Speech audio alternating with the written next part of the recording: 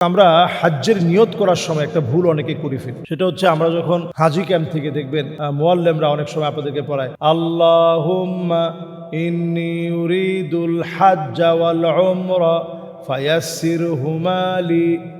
তো সবাই তখন ডাক বেঁধে এটা পড়তে থাকে, অথচ আপনি নিয়তটা করার দ্বারা এবং এটা পড়ার দ্বারা আপনি আপনার হজটাকে কি পরিমাণ হজ্জে তামাত্তু, হজ্জে কেরান, ইফরাদ, এই যে ভাগগুলো আছে, এজন্য আমি বাংলাদেশ থেকে যখন যাই হজ্জে তামাত্তুর নিয়ত করে যখন আমরা বের হই তখন প্রথমে শুধু একটা উমরা করার নিয়তে বের হই। খুব খেয়াল করে আমরা শুনি, আমরা একটা উমরা করার নিয়তে বের হই। তার মানে আমরা বলবো আল্লাহুম্মা ইন্নী উরিদুল উমরাহ ফায়াসসিরহা লি।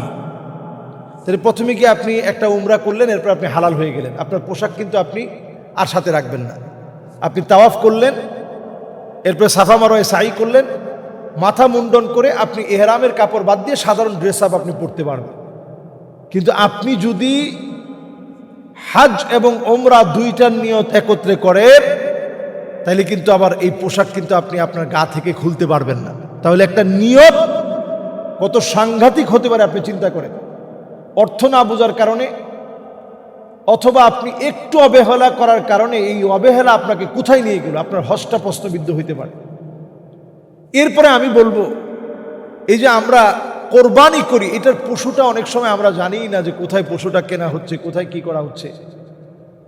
আমরা যে দামুস শুকুর দিয়ে থাকি, দামুস শুক্র, আল্লাহর কৃতজ্ঞতা আদায়ার্থে, এই যে আল্লাহ তাআলা আপনাকে এখানে আনছেন, হাজ করার তৌফিক দিয়েছেন, উকুফে আরাফা, মুজদালিফা, মিনা, জামারাতে আপনি কষ্টকর কাজগুলো সহজে করতে পারছেন, এই খুশি আল্লাহর কাছে প্রকাশার্থে আপনি কি করবেন? একটা দামুস শুকর, একটা কোরবানি করবেন। তো এই কোরবানি করতে গিয়ে আমরা পশুর টাকাটা দিয়ে দিই, আমরা এটা না করে, এবং আমরা নিজেরা চেষ্টা করব অন্তত দেখার জন্য, জানার জন্য যে আমার কোরবানির পশুটা কোথায়, এটা খোঁজ খবর নিবেন। আর যদি তারপরেও কেউ খোঁজ খবর না নেয়, যদি কেউ ঠকায় দেয়, তাহলে এটা আপনি আগুন গিলে ফেললেন।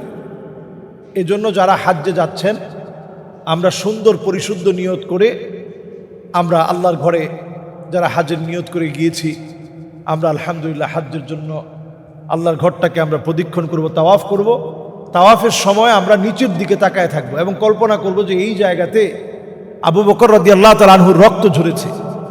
এই জায়গাতে শুধু আবু বকর রাদিয়াল্লাহু তাআলা আনহু না, এই জায়গাতে রক্ত ঝরেছে আবু বকর রাদিয়াল্লাহু তাআলা আনহুর পাশাপাশি এই জায়গাতে রক্ত ঝরেছে হযরতে বেলাল রাদিয়াল্লাহু তাআলা আনহু। এমন ইতিহাসগুলো আমরা তাওয়াফ অবস্থায় মনে করার চেষ্টা করি। সাফা মারওয়াতে যখন আমরা সাই করতেছি, তখন সাইর সময় আমরা কল্পনা করব হাজারা আলাইহিস সালাম উনার আল্লাহর উপর যে তাওয়াক্কুল ছিল, সেই তাওয়াক্কুলটা আমরা একটু মনে করার চেষ্টা করব যে কি পরিমাণ তাওয়াক্কুল ছিল। সুবহানাল্লাহ। তিনি বলেছিলেন ইযান লা ইউদাইয়ুনি আল্লাহ, এই মরু প্রান্তে আপনি রেখে চলে যাচ্ছেন, সবাই ভুলে যেতে পারে, আল্লাহ কিন্তু আমাকে ভুলে যাবে না।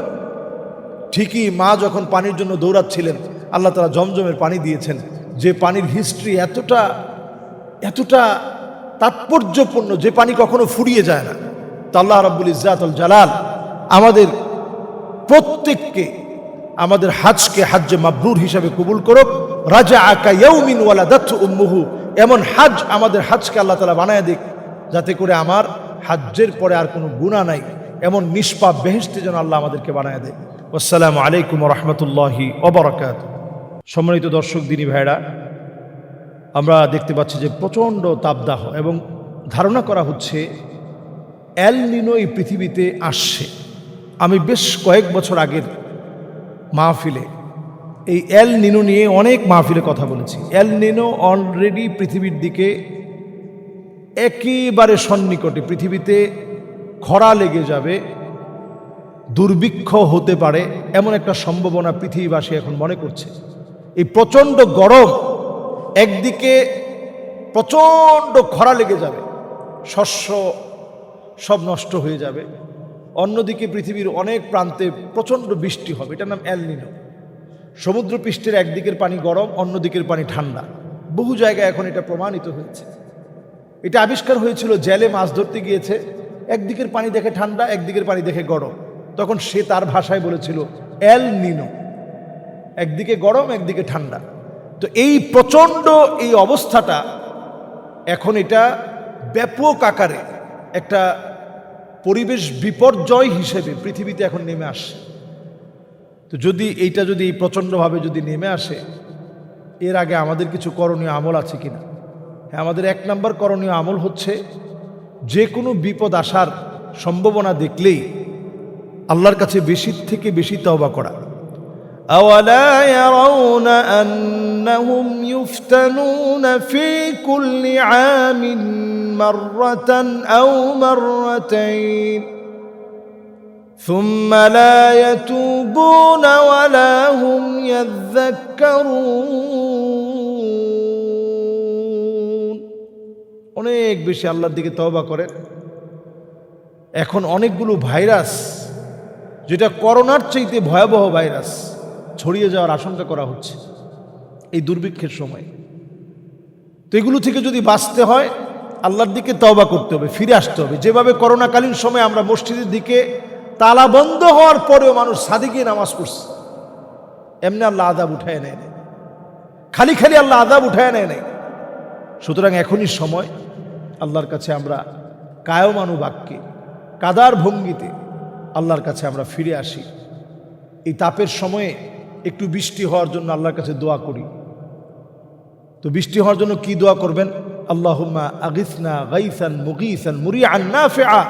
আল্লাহ উপকারী বৃষ্টি দেন। বৃষ্টি যদি আবার শিলা বৃষ্টি হয় তাহলে এটার কারণেও কিন্তু খরা লাগবে, এটার কারণেও কিন্তু পৃথিবীতে দুর্ভিক্ষ দেখা যেতে পারে। একটা জায়গায় একটা অঞ্চল দুর্ভিক্ষ লেগে যেতে পারে, একটা অঞ্চলের ফসল নষ্ট হয়ে যেতে পারে প্রচণ্ড শিলা বৃষ্টি হয়ে। এই জন্য আল্লাহর কাছে বলা আল্লাহুম্মা আগিসনা গাইসান মুগীসান মুরিআন নাফিআ। আল্লাহ তুমি উপকারী বৃষ্টি দাও, কল্যাণকর বৃষ্টি দাও। নবীজি এইভাবে দোয়া করে আমাদেরকে শিখিয়েছেন। এজন্য আমরা প্রচণ্ড তাপদাহের সময় এই ছোট্ট দোয়াটা আমরা মুখস্থ করে নিব। যদি আরবিতে না পারি আমরা বাংলায় হলেও এই দোয়াটা মুখস্থ করে নিব। আসসালামু আলাইকুম ওয়া রাহমাতুল্লাহি ওয়া বারাকাতুহু।